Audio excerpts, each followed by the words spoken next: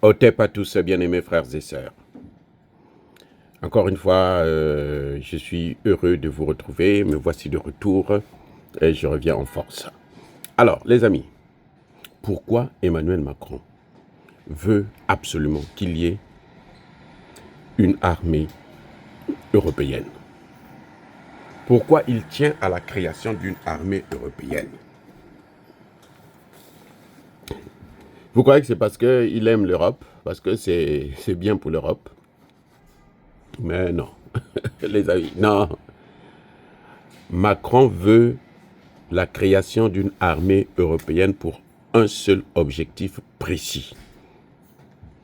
La France est désarmée, la France est désindustrialisée, la France est en train de s'appauvrir, la France est en train d'emprunter la voie du déclin total sur le plan économique, industriel et dans le domaine des investissements.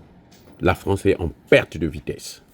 La France n'a plus les matières premières, n'a plus les armes les matières premières qu'elle obtenait gratuitement ou presque en Afrique.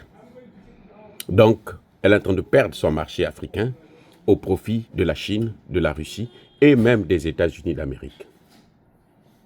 Donc, la France, en fait, pense relancer son industrie militaire avec les autres pays européens. C'est-à-dire que elle se dit, vous allez entendre Emmanuel Macron chaque fois qu'il parle de comment dirais-je, l'armée européenne, il vous dira toujours que ce n'est pas normal qu'on aille acheter des armes aux États-Unis. Parce que les armes françaises traînent, ça chôme, il n'y a pas de clients. Le Rafale, ça ne produit ça, il n'y a pas de clients. Le Rafale est en train de mourir là. Le Rafale est en train de disparaître. Ce n'est pas un avion qui est consommé comme par exemple le F-16 ou comme le Sukhoi. Donc Emmanuel Macron se dit, eh bien, s'il y a une armée européenne, la priorité sera les armes des Européens, parmi lesquelles les armes françaises. Donc il estime qu'il peut relancer l'industrie militaire française si les Européens créent une armée. Or, les Européens, pour créer une armée, ils ont besoin de beaucoup de choses. C'est-à-dire que cette armée ne peut pas exister sans l'appui des États-Unis d'Amérique. En tout cas, jusqu'à preuve de contraire. Ça demandera beaucoup d'années. Et les Américains vont tout faire pour paralyser cette armée. Quitte à créer la guerre entre eux, les Européens, une guerre proxy, bien sûr, comme ils savent bien le faire. On le voit dans ce qui concerne les révolutions de couleur. Cette fois-ci, ça sera une révolution de couleur armée. Et donc, Emmanuel Macron, en fait, son problème, ce n'est pas que l'armée soit forte, l'armée européenne ou l'Europe soit forte. Non, c'est tout faire pour casser le marché européen des États-Unis d'Amérique. Faire en sorte que les Européens, au lieu d'acheter les armes aux États-Unis, ils vont acheter les armes en France. Parce qu'aujourd'hui, le premier client de la France, des armes françaises, c'est qui? Mais c'est le gouvernement français. Or, s'ils ont tous ces pays-là qui sont en train d'augmenter leur budget militaire, avant c'était à 2% de leur PIB, maintenant c'est à 5%, eh ben, Emmanuel Macron estime qu'il va avoir cet argent. Ce qu'il ne comprend pas, c'est que, les Américains ne se laisseront pas faire. 2, les autres pays européens, ben, c'est la concurrence. Ils vont fabriquer aussi leur propre armement, même si ils vont chercher, Emmanuel Macron cherchera à ce qu'ils puissent, comment dirais-je, fabriquer des armes ensemble avec les autres pays européens, mais ça ne pourra pas tenir longtemps.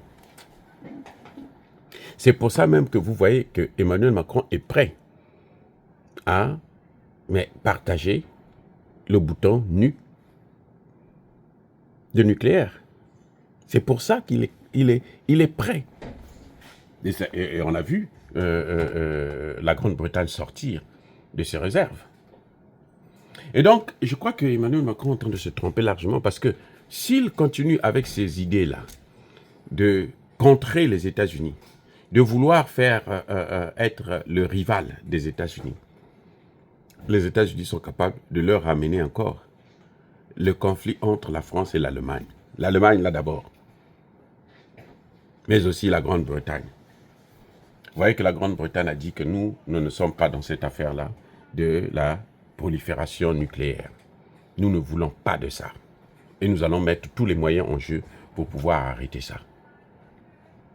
Ça, c'est déjà un premier point qui montre bien que Emmanuel Macron, là où il veut partir, là, il risque d'être seul et il risque de détruire encore plus la France. Leur problème, c'est ça. Ils ont perdu l'Afrique. Là-bas, il y avait les matières premières et l'argent à travers le CFA. Ça est en train de disparaître puisque l'Afrique est en train de devenir de plus en plus pauvre. Et ceux qui essaient de s'en sortir, ils évitent au niveau international de toucher, d'utiliser le CFA comme monnaie d'échange commercial avec d'autres pays. Maintenant, de plus en plus, ils font comme, c'est pour ça d'ailleurs que le Burkina, le Mali et le Niger s'en sortent. Sinon, la France aurait déjà bloqué ces pays. Donc, c'est une erreur monumentale que la France va finir par payer. Et elle payera ça cash. Les amis, elle payera ça cash. Soyez bénis, abondamment bénis par le Dieu des Kémites et par nos ancêtres angélisés. Mais que tous ceux qui persécutent le continent africain, le pillent et le déstabilisent, qu'ils soient noirs, blancs, chinois, arabes, juifs, indiens ou qui qu'ils soient punis, maudits, foudroyés, neutralisés, écrasés, effacés par le Dieu des Kémites et par nos ancêtres angélisés. Vive l'Afrique éternelle, j'ai dit et j'assume.